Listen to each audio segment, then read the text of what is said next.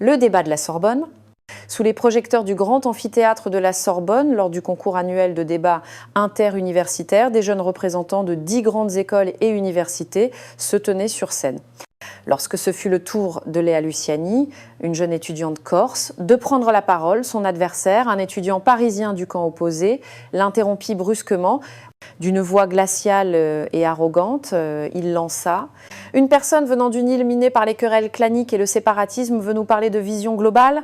Allez donc mettre de l'ordre chez vous d'abord. » Un léger ricanement parcourut la salle, des chuchotements fusèrent, certains regards se tournèrent vers Léa, attendant une répartie cinglante, un éclat de colère, une perte de contrôle. Mais rien de tout cela ne vint. Léa resta silencieuse pendant 2 ou 3 secondes, son regard d'un calme imperturbable. Elle se retourna, prit un stylo sur son pupitre et pencha la tête pour écrire une seule phrase sur une feuille de papier blanc. Une seule phrase, sans explication, sans la colère d'une joute verbale. Une fois terminée, elle leva la tête et brandit la feuille en l'air. L'étudiant, qui affichait un air suffisant un instant auparavant, fixa le papier. Son expression changea lentement. Ses doigts se mirent à trembler légèrement. En moins de 30 secondes, il retira son micro et quitta la scène en silence. Un silence de mort s'abattit sur l'assemblée avant d'exploser en une ovation tonitruante. Mais que disait donc cette feuille ? Avant même le début de ce prestigieux concours, Léa savait que son acceptation ne serait pas une évidence. L'événement se tenait au cœur de Paris, dans une salle historique de la Sorbonne dont les murs de pierre étaient ornés des blasons des plus grandes institutions académiques françaises. Nulle part elle ne voyait la tête de mort qui lui était si familière. Sur son formulaire d'inscription, elle avait écrit « Corse ». Mais une fois sur place, son badge portait la mention ostentatoire « Île de beauté ». Elle se dirigea vers la table d'enregistrement pour demander une correction. L'organisateur se contenta de sourire et de répondre « Le système est configuré ainsi, je ne peux pas le changer ». Elle ne dit rien de plus. Elle retourna son badge et l'accrocha à l'intérieur du col de sa veste, ne laissant visible que son nom. Elle était habituée à cette forme de mépris silencieux. À Paris, que ce soit dans les cercles académiques ou les lieux publics, elle devait toujours répondre à la question qu'elle redoutait le plus « Vous venez d'où ?» Chaque fois, elle voulait répondre de Corse, mais la réplique était souvent la même. « Ah, là où il y a toujours des histoires de nationalistes, n'est-ce pas ?» Elle avait appris à sourire, à se taire parfois. Elle rétorquait « Faites-vous la différence entre un Alsacien et un Breton ?»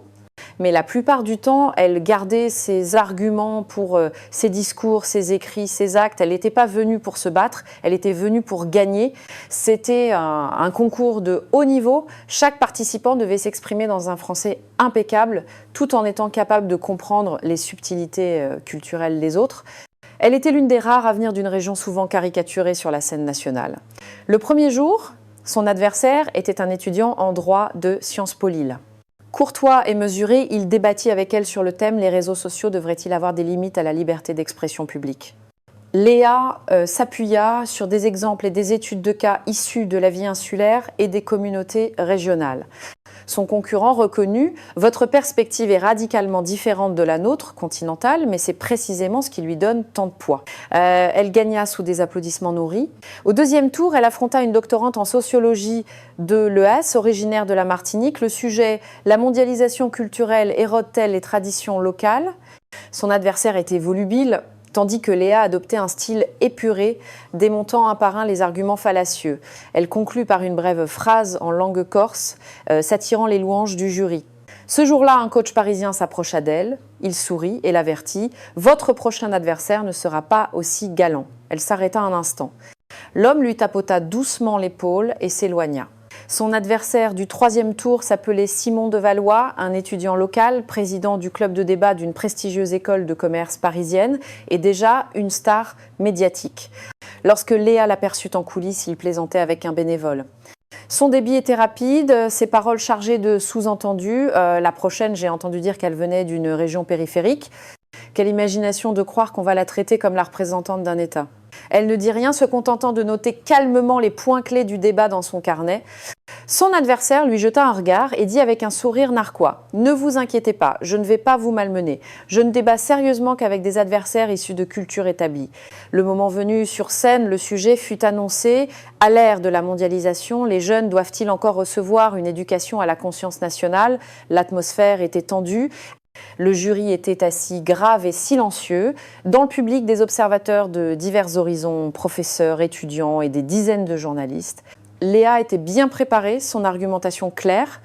Durant les 5 premières minutes, elle expliqua avec assurance que l'identité nationale n'était pas un enfermement, mais le fondement d'une confiance culturelle.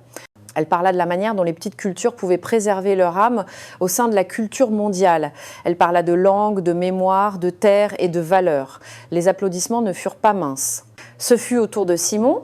D'abord, il se contenta de ridiculiser les études de cas sur les petites régions qu'elle avait citées, utilisant des anecdotes sur des tribus africaines à l'époque coloniale pour insinuer le statut de la Corse aux yeux des élites parisiennes. Puis, il lança sa phrase assassine. « Une personne venant d'une île minée par les querelles claniques et le séparatisme veut nous parler de vision globale ? Allez donc mettre de l'ordre chez vous d'abord. » Un silence glacial s'installa, non pas à cause de la surprise, mais de la familiarité d'une arrogance issue d'un jacobinisme centralisateur, la familiarité d'une hostilité latente envers les identités régionales, la familiarité de l'utilisation de règles et de définitions pour tracer secrètement des lignes de démarcation. Quelques étudiants étrangers rirent. C'était une réaction mêlant un sentiment de supériorité et de dédain. Léa baissa la tête, tourna une page de son carnet et resta silencieuse un instant. Elle ne se précipita pas pour répondre. Elle savait que l'impulsivité était le pire ennemi dans un débat. Et un tel mépris ne faisait que montrer que son adversaire la sous-estimait. Elle poursuivit son argumentation sans montrer d'émotion, mais en accentuant la fermeté de sa voix. Elle utilisa les mouvements de protestation qui avaient eu lieu dans plusieurs régions de France ces dernières années, nés d'un rejet culturel, pour prouver qu'un sentiment d'identité nie et blesse les générations futures. Elle cita les mots de sa grand-mère « Un nom ne sert pas à prouver qu'on existe ». Un nom, c'est l'existence même. Elle ne mentionna plus jamais la Corse, mais utilisa une myriade de termes pour que cette idée réapparaisse encore et encore. Le débat entra dans sa phase de confrontation. Simon attaqua avec virulence, brandissant les mots « démocratie instable »,« terre de violence »,« région assistée ». Le jury dut le rappeler à l'ordre à plusieurs reprises, mais plus il parlait, plus il semblait convaincu, comme s'il voyait déjà la victoire. Dans les 3 dernières minutes, elle cessa de débattre. Elle posa son micro, prit une feuille vierge au dos de sa fiche de pointage et y écrivit lentement une phrase. Elle écrivait doucement mais avec assurance. Quand elle eut fini, elle se leva et brandit la feuille. Simon la vit, son sourire se figea instantanément. Le public en bas ne pouvait pas lire les lettres sur le papier, mais il vit sa réaction. Il resta muet, le visage blême, là maintenant le micro tremblant légèrement. 5 secondes plus tard, il se tourna vers l'animateur « Je me retire ». Il ne donna aucune explication, tourna le dos et quitta la scène. Certains juges restèrent bouche bée, incapables de prononcer un mot. Léa se tenait toujours là, la main droite brandissant le papier. 10 secondes plus tard, la salle entière explosa en applaudissements, les plus forts de toute la compétition. Elle descendit lentement de scène, tendit le papier à un juge et retourna s'asseoir à sa place sans dire un mot. Sur ce papier, il était écrit « Ne pas avoir de place ne signifie pas ne pas avoir de position. Vous ne voyez pas parce que vous choisissez de fermer les yeux. » Elle n'avait pas parlé de nation, n'avait collé aucune étiquette, mais cette phrase tranchante comme une lame avait déchiré le voile d'une paix de façade et empêché quiconque de continuer à feindre l'ignorance. En coulisses, un membre du personnel murmura « Ça, c'est ce qu'on appelle un vrai débat ». Après être sortie de scène, Léa ne regarda pas vers le public, ne prêta pas attention au regard admiratif des juges. Elle se dirigea vers les coulisses, plia soigneusement le papier et le rangea dans son sac, comme on cache un passeport dont on ignore souvent l'importance. Les applaudissements continuaient de résonner à l'extérieur. Sur l'écran en coulisses, la scène de son geste passait en boucle. L'équipe technique se pressait autour des écrans, les commentaires affluant sur les réseaux sociaux comme un raz-de-marée, mais elle ne regardait pas. Assise sur une chaise, elle buvait de l'eau, le regard perdu dans le vide. 10 minutes après la fin du débat, quelqu'un posta le clip d'elle brandissant le papier avec la légende « La représentante corse ne répond pas à l'insulte ». Elle écrit une seule phrase, son adversaire abandonne sur le champ en seulement 2 heures. La vidéo dépassa le 1 million de vues. Le hashtag « Vous choisissez de fermer les yeux » devint rapidement une tendance sur plusieurs plateformes. Quelqu'un fit une capture d'écran du papier avec le texte « La Corse n'a pas besoin de votre reconnaissance pour exister ». D'autres montèrent en parallèle le son de l'insulte de son adversaire et l'image d'elle, immobile, brandissant sa feuille. Certains exhumèrent même de vieilles photos de ses précédentes compétitions avec la légende. Elle vient d'un lieu que l'on ignore, mais se tient sur la scène la plus exigeante du monde. La tempête était lancée. Le lendemain matin, le journal de France Inter consacra un sujet spécial à ce débat. Une jeune étudiante corse interrogée sur l'instabilité de sa région réplique avec une seule phrase et fait capituler son adversaire en pleine scène. Elle n'a pas parlé de nation, mais a exposé l'imposture de la vision des puissants.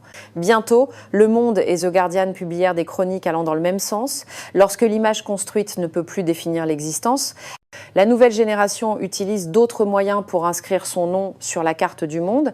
Ce n'est pas un problème régional, mais une vérité. Comment le monde fera-t-il face à ceux qu'il refuse de reconnaître ? Contrastant avec le silence de Simon qui avait fermé ses comptes sur les réseaux sociaux et disparu pendant 2 jours, annulant une conférence de presse prévue pour lui, les médias faisaient la queue pour interviewer Léa.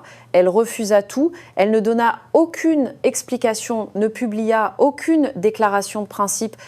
Son professeur, la voyant lire tranquillement à la bibliothèque, ne put s'empêcher de lui demander « Tu ne comptes pas t'expliquer un peu ?»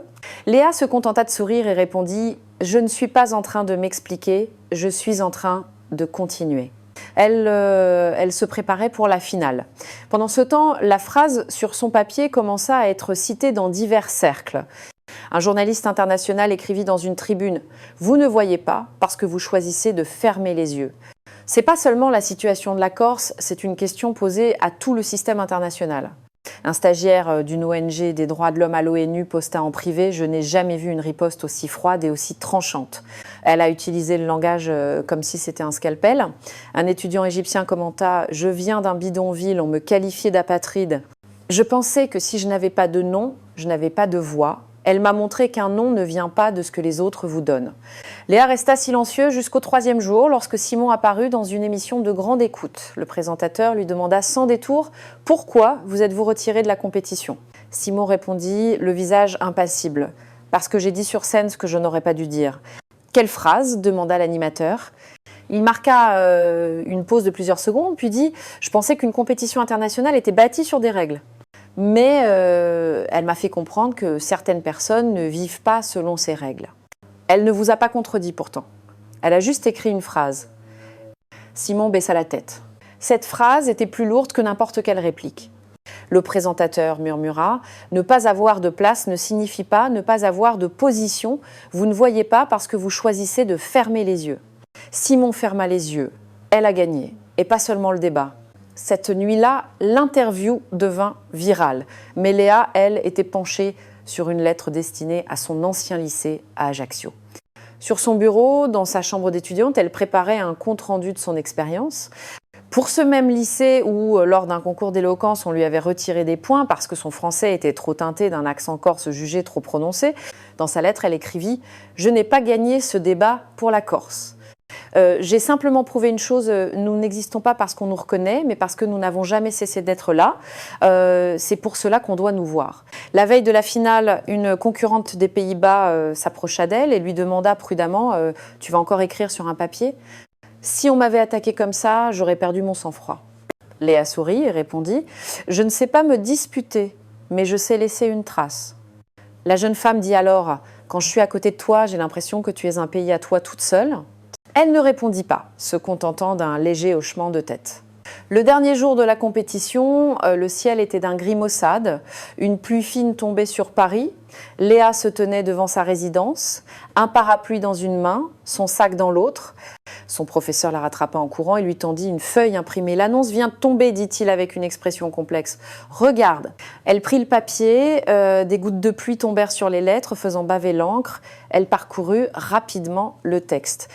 Son regard ne changea pas, mais le bout de ses doigts se crispa légèrement, froissant le papier.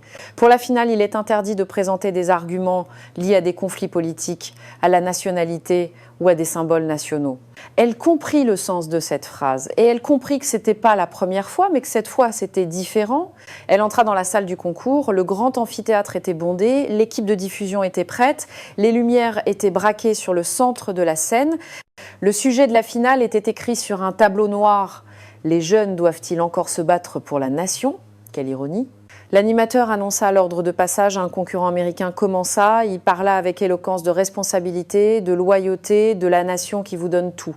Son discours était empreint d'un patriotisme fervent et d'une confiance tout occidentale.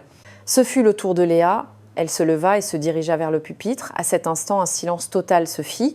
Elle regarda le public en bas, puis les observateurs diplomatiques assis au dernier rang du jury. L'un d'eux fronçait les sourcils, l'air sévère. Elle s'éclaircit la gorge et commença à parler doucement. Elle ne prononça pas le mot corse.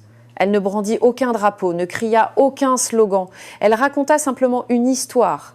J'ai grandi dans un endroit dont vous avez peu être entendu parler aux informations, car on en parle souvent en des termes négatifs. J'ai appris 2 langues depuis mon enfance. À l'école, quand nous lisions nos leçons, nous devions utiliser l'accent standard, sinon on nous retirait des points. Mais ma grand-mère ne parlait que cette langue non standard.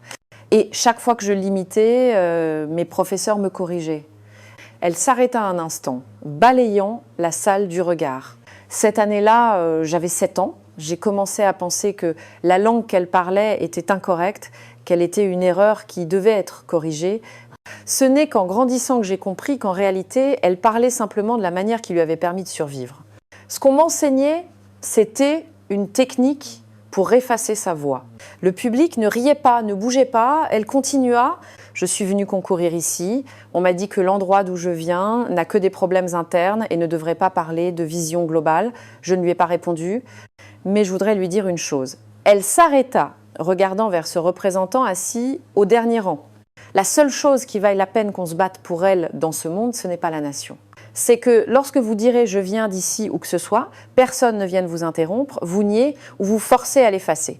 Certains juges se mirent à prendre des notes, d'autres la regardaient avec une gravité nouvelle.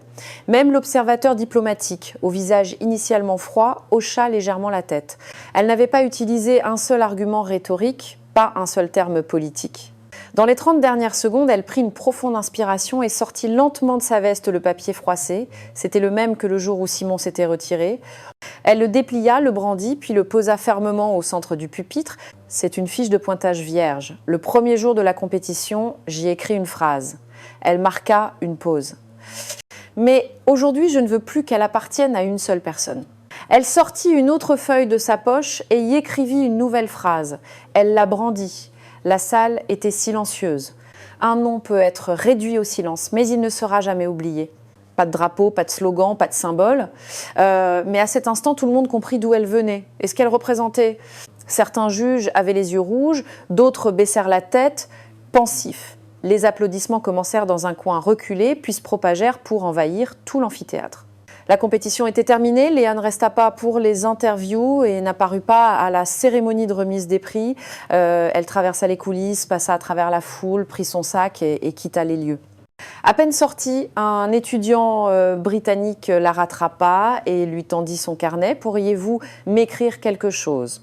Elle prit son stylo et écrivit sur la première page « Je ne veux pas qu'on me représente et je n'ai pas besoin de votre permission pour exister. » Elle signa de son nom, lui rendit le carnet et disparut sous la pluie. 3 jours plus tard, le clip de ce débat fut rediffusé par de nombreux médias étrangers. Les titres ne mentionnaient jamais la Corse, n'écrivaient pas sur sa région. Mais dans les commentaires, la même phrase revenait sans cesse. Elle n'a pas mentionné sa nation, mais elle nous a fait retenir son nom. Les 2 phrases des 2 feuilles de papier furent traduites en plus de 10 langues, imprimées sur des affiches de campagne de jeunes, dans des manuels pédagogiques, et sur la couverture de la tribune de la jeunesse des Nations Unies. Quant à son discours de ce jour-là, il fut plus tard inclus dans un manuel de pragmatique d'une université internationale sous le chapitre intitulé « Ceux qui choisissent de fermer les yeux ». Le jour de son retour en Corse, au petit matin à l'aéroport d'Ajaccio, il n'y avait pas de cérémonie d'accueil, seule sa mère attendait à la sortie. Elle sourit et demanda « Cette fois, tu as pu le dire ?» Léa hocha doucement la tête. Sa mère demanda encore « Et ils ont compris ?» Elle baissa la tête en souriant. Ils ont vu. Elle n'avait pas crié. Elle ne s'était pas justifiée, n'avait pas essayé de prouver qui avait tort ou raison. Elle était simplement montée sur scène. Avec 2 feuilles de papier et 2 phrases, elle a permis au monde entier de voir un nom longtemps obscurci. Elle venait d'une région considérée comme n'ayant que des problèmes internes, mais elle a forcé une puissance établie à l'écouter en silence. Aucun drapeau n'a été brandi fièrement, mais par ses actes, elle a dit à tous que toute existence n'a pas besoin d'attendre votre reconnaissance pour advenir. Vous choisissez de fermer les yeux, cela ne veut pas dire que nous avons disparu. Vous méprisez nos problèmes, cela ne nous empêchera pas de monter sur la scène mondiale. Elle n'a pas seulement gagné une compétition, elle a gagné la dignité de milliers, de dizaines de milliers de personnes rejetées. Si vous aussi, vous avez été opprimé, effacé, nié, alors dites-leur, nous sommes toujours là, nous avons un nom. Et nous n'attendons personne pour nous définir.